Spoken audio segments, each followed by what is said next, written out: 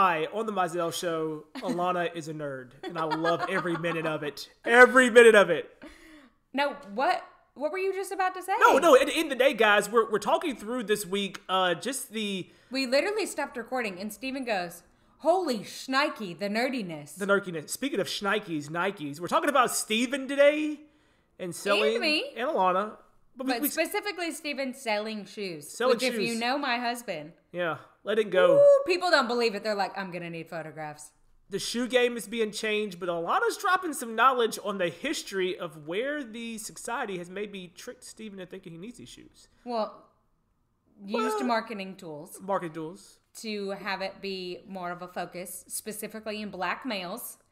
And even, hopefully, trying to help people rethink their next purchase decision. Rethink it. There's a lot going on. Yeah. Check us out. Perfect. Welcome to the Mizell Show. An inspiration for a new generation. Hi, I'm Alanna Mizell, a loving mother of two, a devoted wife to Steven, and an entrepreneur helping women realize their dreams and potential.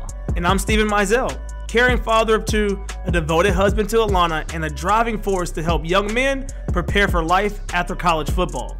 And if that wasn't enough, we're a biracial couple. She was raised in the North, but I was raised in the South. The only thing normal about our lives, who am I kidding? It's never normal around here.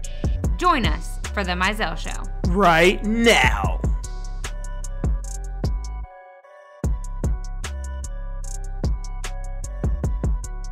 Yo, Steven thinks he's funny today. I am always funny. No. Yeah. Out of both of us, I'm the funnier one. You're a liar. Okay, your rules do take the cake. Not only that, but I'm way wittier than you are. Sometimes. I clap Sometimes quick. it's dry, and I'm like, ugh. I'm just kidding. No, And the podcast is no longer a joint effort. Oh my We will do goodness. individual recordings. Individual recordings and just come to the booth. Yeah. Because we have a booth here. They don't know that. Called the dining table. Dining table. No, but I mean, you're pretty witty. I mean, I'm not gonna lie. Your reels are pretty good. If anybody hasn't looked at Alanna's reels, check them out. So most of the time, I think they're funnier than I don't the know. world does. My favorite one is, now people are like, which one is it? My favorite one by far is the Peter one. Oh, From Family Guy. That was a good one. That was my favorite hey, one. Peter. Yeah. Anyway, that's not what we're talking about today. No, we're not talking about that. We're talking about, as you know, the theme of the last few episodes of the Mizell Show, as we just help everybody talk through, is just transitions and seasons of life and what's going through. And so I came to Alanna the other day, and she was like, what are you doing? I'm like, I'm about to sell another pair of shoes. And she's like, another pair? I'm like, yeah, I boxed them up, sold them. And she's like, so what's your count up to now? So yeah, I kind of started thinking through. What's super interesting is you mentioned transitions.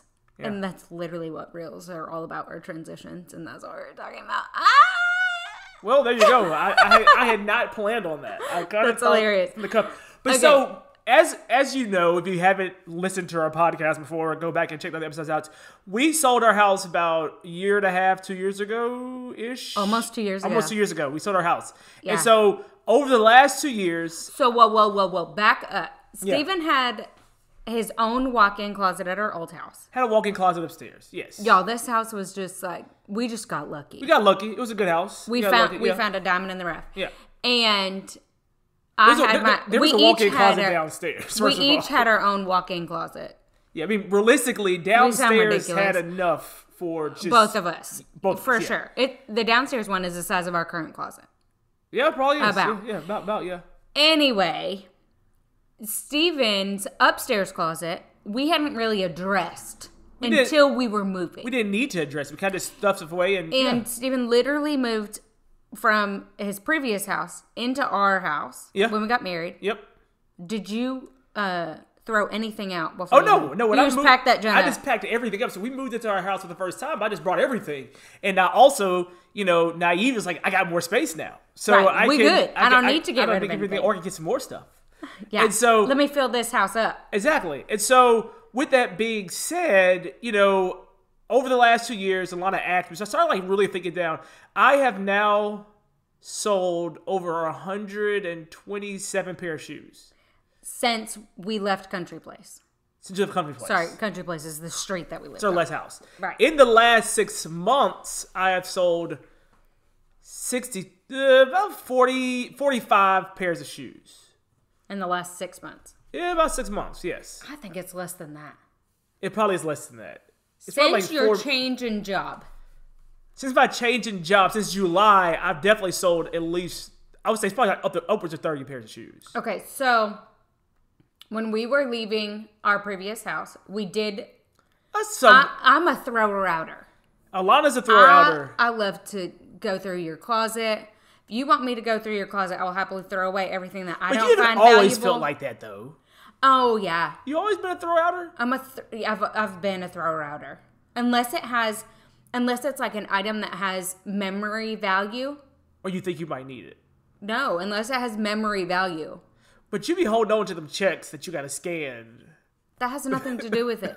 I'm just kidding. You're right. You throw. I guess at the end of the day, you do throw things out. I get rid. It's okay. We'll find that later. We'll find that later. Ooh, we might need this. Let me just hold on to it. Alana's like, why do you have this? I'm like, you don't love it anymore. Yeah. And it's very tough right now because our kids, you're like, this is fine line of like, do we keep the drawings? Do we like? No, we don't. I try to keep them. So here's the thing with our kids' school, and it's a great metaphor to you with your shoes. Oh, did you compare me to Adele? Kind of. So, yeah, actually, Adele hoards all these little pieces of paper. And Adele, that's you and your shoes, brother. You also hoard random cards, random receipts. Receipts, yes, but cards, I've been getting rid of cards. Okay, irrelevant. Yeah. Here we go. So here's the metaphor. The first year when Adele went to school, they go to Hoarding here in Memphis. And what we did was kept a bunch of her artwork. Yeah. Well, then at the end of the year, they had a binder of all of her best stuff. Mm-hmm. And not so much best stuff, but really seeing her growth over time. Her growth. And then monumental times with, like you said, her growing. Yeah. Right. So it was actually all organized into a binder. Yeah. Of the things that she used the most for our metaphor. So everything else we didn't need. So that's you with your shoes. Like, where's your binder? What are the things that you need that are monumental? Like, I use them all the time. They're in color waves that you can wear multiple times. It's the same idea with this, like, capsule wardrobe. If you stay in the same color wave, even if you look at some of the houses, the way that designers design houses, unless they're extravagant homes, they go through and they pick a color palette for the main living areas. Yes. So that everything goes together. Yeah. And they're color palettes that speak to the individual homeowners. Yeah. That's what you've got to get at with your shoes, and that's where you've gone. No, that's definitely a very good point that you say that, in the in-between stages of, the month of the Dale, it's like she brings home 15 different pairs of shoes, 15 different items from school. Right. But deep down inside, we know she has a binder coming that's going to be the things that hold together the transitions, the monumental moments of her school year. That give a great picture into her kindergarten year. Yeah, so I don't feel like I need to hold on to all of these pieces of art when I know that her year is going to be comprised and compiled for me in a capsule. Yeah. Now, that's a very good point, because when it comes down to me and the entire shoe thing, it's one of those things where I don't really know. I think it started back in middle school. Probably back in middle school. I've always had this thing about these shoes and thinking that What do you mean these shoes? So I think that there's more to it. What kind of shoes are we talking about? Nikes. We're talking about Nikes. We're talking about specifically Jordans. Nikes and Jordans, I would say. Okay, we're talking about the cultural resemblance. The culture. And of I think having shoes. A certain pair of shoes. So I think that's a more so guy thing than anything else. And I think it's largely a black male thing. I think I could definitely say it's a cultural thing in terms of, I want to say where we're centrally located, but also the shoe industry has completely taken off in terms of the the resale, the shoes, because like I would say, Yeah. being in Memphis, as you got a lot, well, you might not know, depends on where you listen to this podcast is from. Nike has one of its largest distribution centers here in Memphis. So Right. Nike pours into Memphis, and so you have the ability to get your hands on shoes and maybe a quote unquote cheaper price. And so And unique shoes. yeah, unique shoes and That most people have have never seen. yeah. Or the cost Or they of didn't them- sell a ton of. So you're right. Right. And so I remember back in the day in high school and middle school, when shoes were about to be released, there were, lines out the door, but also a lot of people don't know, I might age myself.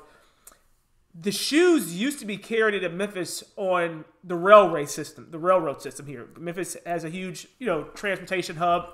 Side note about Memphis. Memphis is the only city in the United States that has all 4 modes of transportation. All 4. Air, water, rail, oil.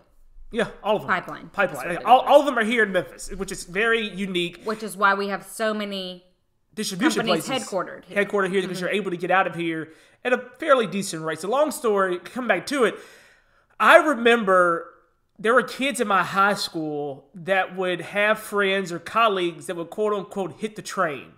And so No. these trains would be going into the distribution centers and they would be parked overnight, or people would know when the trains are coming, kind of like a blacklist-ish thing. And you would know when the trains were coming, so people would hit the train, so they would break into the trains, take the shoes off of the trains, and then resell them at a, back then, an enormous rate. And so these kids were getting shoes that were 2 or 3 weeks prior to their release. And that's the culture that I came up in, is Right. like, how do you get this next That's the clout. the next fix, the next clout? Yeah. And I'll never forget, I think I was in the 10th grade, Kingsbury High School here in Memphis. Had a phenomenal basketball program. Friday in October, the season just kicked off. Their entire team comes out with these new release shoes that don't come out until maybe 3 or 4 weeks. So people know that they were stolen. Halftime, Memphis police came, confiscated the shoes. All the kids had to go get interrogated. No. Yes, it was a huge ordeal, but this gives you the backstory of where, for the last, just turned 37, 20 years almost, actually 20 plus years, Yeah. I've lived in this mindset. Here's the other thing on that, though. I think when you look at, I'm just going to show my a little bit of nerdiness, but it's fine.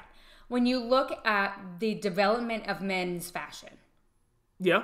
men can wear Stop a it. suit Yeah. from the 1920s, Yeah. 30s, 40s, today, if made appropriately. Yeah, it fit appropriately. Yeah. Like yeah. a black suit has never gone out of style. But even if you look at a women's black dress, there are silhouettes that have completely gone out of style. Yeah. And you have to get a new one. Mm-hmm. So men's fashion has stayed classic.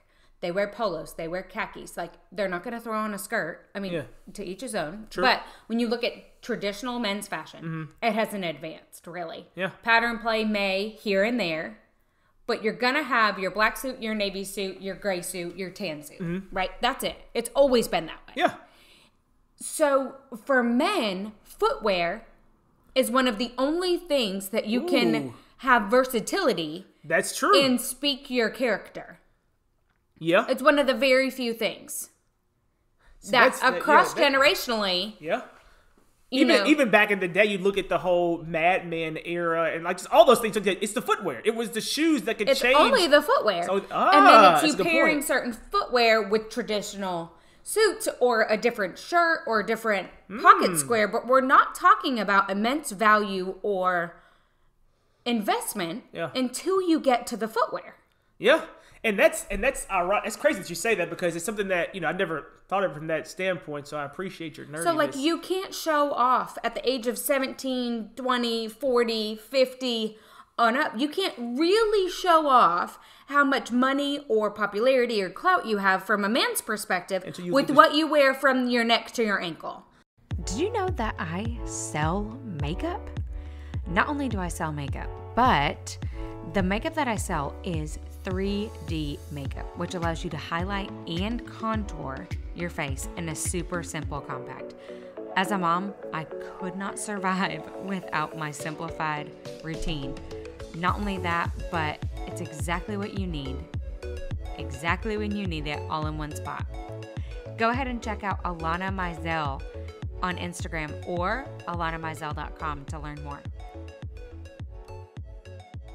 Oh gosh. You can only show it off based off of your footwear. That's how where the pressures y'all come from. Ooh, right. Girl. So where y'all only have it on your feet, women have it everywhere. Yeah, right. And even the hair. Like I said, with guys, you can you can keep it pretty classic and nobody's gonna rag on you. Yeah. Now, I think more recently in the 2000s, 2010 to now, there's been a phase of where there's more variety in men's hair. But really, if you didn't want to, you could keep it very right. But you could go very dated very fast in women's. Oh yeah, women's hair all over the place. Oh, exactly. No, that is something that's remarkable. Actually, if you think through it, and you have to think through the fads that come in and out for women. So the reason that there's such a high market for women's clothing is because we will buy the fads. The reason that the men's section in so many clothing stores is so small is because y'all stuff doesn't change. It doesn't change. But so when you look at footwear, what Nike did was they exploited the fact that you have these athletes that men look at. Here this girl goes on a soapbox. Go but ahead. That's what they did, No, and it's brilliant. It makes sense. It's absolutely, and they were one of the only ones to do it. And then they had this phenomenal athlete, Michael Jordan, that is a businessman that chose to do a percentage versus a cost benefit. So if you don't know this, Michael Jordan with his shoes chose to do a percentage of every shoe that was sold. And percentage of his name because Converse and other people came to Jordan. Right. Nike was the first one that said. Which Converse is now owned by Nike, ironically. Yeah, exactly. But back then, it was more of just a flat endorsement deal. Yeah. Where I'll pay you $100 million for you to release these 15 lines. Yeah. Well, Jordan was like, I don't want all that. I want a percentage of my shoes because he knew, or somebody in his circle knew, that his longevity of his shoes would be able to be exploited. So Air Ones, Retro Ones, Jordan Ones, are now. How many different color waves are there? Yeah, and they're still the same shoe. It's the same shoe. It's still being released, and I did some research on this for a presentation for my company. The very first shoe that was released, Jordan 1, 1985, was $65. The same shoe, but the same makeup of the shoe, which is actually probably cheaper to make now. I hate to say much cheaper to make now. Because that was before these other countries across the world were really honing into their industrial revolution. So question, do you think the first Jordans were made in America? No. Even in the 80s might have. They may have been, but the 80s were already across the world in the 80s. But they weren't necessarily like in Bangladesh or China or those areas type where you of could really sadly get some really cheap labor today. Your cost per product is much lower now.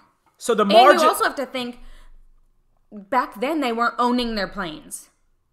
Yes, once you own your plane, your cost per travel goes down significantly because you don't have a middleman in between. Or you negotiate. Yeah, you're right. So anyway, the markup is much more significant now. The margin is way more higher now than it was back then because it's cheap. Right. Yeah. You're going the opposite directions on your diagram. The cost for the shoe is going down to make. Yeah. The cost to sell it is going up. It's now going up. And yet, it is still the black suit. It is still the classic shoe that they're changing the colorways. One of the most expensive Air Jordan 1s that are to find are plain white. All white. Yeah. Are plain white, y'all. Yeah.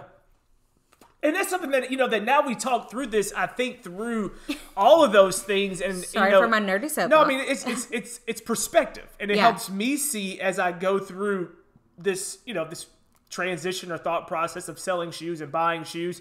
It also goes back to the whole thing of the commodity. It's a driving force. Like, do you really need these things? Sitting and collecting dust, and again, like you said, if you tell someone that you're paying more for something that actually costs less to make, and you break it down, and that's the thing. I think the transformation that I took on when I went to this new role, it was a culture shift. It's a culture shift from the people that I see around me and the people and the mentors. I'm like, they could care less about X, Y, Z. Yeah, they don't care. And their income and their trajectory is probably way more higher than I know mine is currently, but it's like, why am I holding on to these things and putting money into things that I don't know? And I'll be honest with you, I put myself in a huge hole of debt, of wanting and chasing things. And it's a. You're talking about wanting and chasing footwear for external approval. Exactly. So here's the catch-22 and all of that. I know in black male culture, y'all are told you can be a few things. You can be a drug dealer, potentially end up in prison. What do you put on your feet? Sneakers. The same sneakers. Yeah. You could be a rapper. Say you're rocking the sneakers. You could be an athlete. You're wearing the sneakers. Every main job or main stereotype that stereotypical job could get. That African American males, specifically in inner city areas, which Memphis, where you were, is an inner city. Yeah. Especially with the people that you hang out with. You're talking about Kingsbury High School. Of course, that's inner city. Yeah. You know, all these different places. They're seeing the people that they idolize. What they care about the most is their footwear. And they get a taste of it. It brings them a little bit closer to the reality. So now, if you're looking at, to actually see, okay, you look at another black male figure over the last 20 years, Barack Obama, right? Denzel Washington. These kind of cutting edge black male figures that Denzel came from, New York. Yeah. Like inner city New York. And you're finally finding some of these black male characters, role models, that don't necessarily care about their footwear. But how you have to be engrossed in absorbing that environment intentionally to not be engrossed in the other. And here I am, 35, 36, just now being engrossed into a different environment to actually see that and see that perspective. And it's funny that you say that. A friend of mine that I worked with at Memphis said this to me because I was venting to her about missing out on some shoes. And I was like, I didn't get it, but I can't believe people would stand in line and buy these shoes and they don't need to buy these. But I was venting, long story short. And she said, here's your perspective. Those people that you say, Steven, that are standing in line to get these shoes, that might be their pinnacle. Them buying those $200 shoes, that might be something that they know that they can actually get and hold. And that might be the greatest moment they might ever experience in the last year. Yeah. You, on the other hand, have something completely different in terms of, your job, the house, the other things that you had that they might not experience. And so these shoes are like a thing that people can say, this is my one day or 1 month that I can put this on and be like everybody else or get the attention of everybody else. I've worked really hard, and what commemorates my hard work is these pair of Jordans. Yeah. And there's nothing wrong with that. There's been a time that you and I have both done that. Y'all, I'll tell you this. Steven closed his first house and he went and bought me shoes and a watch. Yeah, I did. So that's how you commemorated that first sale. There were so many things in our life till I would say the last, 8 months that we would commemorate with purchasing an item. Yeah, I mean, and I feel like, honestly, bring it even closer to the people listening, not into the last 2 months have we really started to, narrow down to look at that stuff. Purchasing to commemorate when not just... Right. And, we started this whole thing about how we throw out things, and that's something for me. I still have a dress that I wore, and it's one of the last photographs I had with my great-grandmother. Yeah. I cannot tell you the last time I put that dress on. Will I ever get rid of it? I don't think so. Because for me, although it is a monetary thing, when I see the dress, I see the photograph with my gram. So there's so much value in saying, okay, I'm going to go buy those Jordans because I sold this, or I finally got my 40-hour-a-week job at this minimum wage. Yes. But what changes it is when you're doing it for the approval of somebody else. Yes. Not for commemorating your own memory. Yes. And that was the shift for us. That was the gray. Yeah. For us, it wasn't just we were buying shoes to commemorate something. We were buying it for a momentum. We were buying them for external clout. Yeah. And it is something that I agree with you. And I appreciate your bluntness and your honesty to help me see that perspective of it. Because, I mean, you have those things where I'm just like, these things are literally sitting in my closet taking up space. Yeah. And when I come to the point where Adele has a soccer game and I'm like, yeah, I don't want to wear this. I don't want to get them dirty. Why do I have them? I mean, like, I still have things to wear for me and you go on our date nights. I still think I'll look handsome. But I'm like, all these things I don't need. And it's been refreshing being released from the chains of that pressure. Like, a pair of my favorite shoes right now are Saucony Triumph 18s that I snagged. Dad move. Yeah. I mean, they're super comfortable. I bought them online for like $45 and I wear them all the time. And I might buy a couple another pair of just those because I wear them and they're comfortable. But it's just like changing the perspective and the mindset. I think we came to you guys to let you know this podcast is just that change is hard. And having inner conversations of, but why are you doing this? Why are you holding on to these things? And your nerdiness of breaking it down makes me feel a little bit better. Like, oh, it's not me, it's society. No, it is society. Yeah, but when do you come to the point where you wake up and you open your eyes to it? And now you break it down. Some people never do. They don't. This is true. Because social media and marketing has been designed so that you never wake up. So that the addiction for you to continue to scroll and see what everybody else has bought is continuous. And here's the other thing. It's going to get worse. It's definitely the worse. Budgetary allotment for influencers, aka social media people that buy things, get gifted things, wear them until you that you need them is increasing. But if you really look, y'all, this is very interesting. I want you each to take time to do this. I told Steven early in the pandemic, I said, wait about a year and a half and all the merchandise and even interior design will go back to classic formats. Here's why. When you enter a series of economic distress or a recession, people revert to classic. Yeah. So even us going back to wallpaper is actually a classic move. When you look at interior design, so many people are adding more moldings. We're going back to moody colors. Why is that? Because that's classic. It's classic. It doesn't die. When you look at what you're wanting to purchase, what are you wanting to purchase? A shacket, a shirt jacket has been around and has actually been in the lumber industry for hundreds of years. Yeah. Because it keeps people warm and it's good for the in-between seasons. Look at the color waves and the patterns. You're looking at plaids now. You're looking at stripes. You're looking at neutral tones. Why? Because they will never go out of style. And yet, you still feel the need to go buy the new plaid, the new shacket, and it's the exact same of something that actually was established hundreds of years ago. Yeah. Because somebody on Instagram or a social media person has told you, you need this one. It's different. Yeah. No, it's the same one. No. You're right. And that's so if you buy classic items, you buy classic shoes and jazz them up with here and there accessories, your items, price per market, will get more wear. If you wear $100 pair of shoes 10 times cost you $10 every time you wear them. Yeah. If you wear a $20 pair of shoes only 4 times or twice. Let's do it twice because they're fancy schmancy. Yeah. They're a pump that's a little bit black with still a pattern. Price per. You're right. So then it costs you $10. It's the same price as it's the same price, but you're gonna wear those $100 shoes that are brown or classic, black classic pump more than 10 times. Ooh, yeah. The Mizell show here for you. No. Welcome to the nerd world. No. I would challenge all of y'all as you go to buy something at Target, at wherever it is, or you're looking at these influencers, looking at Like to Know, looking at these Jordans and whatnot, think through, is that a classic item?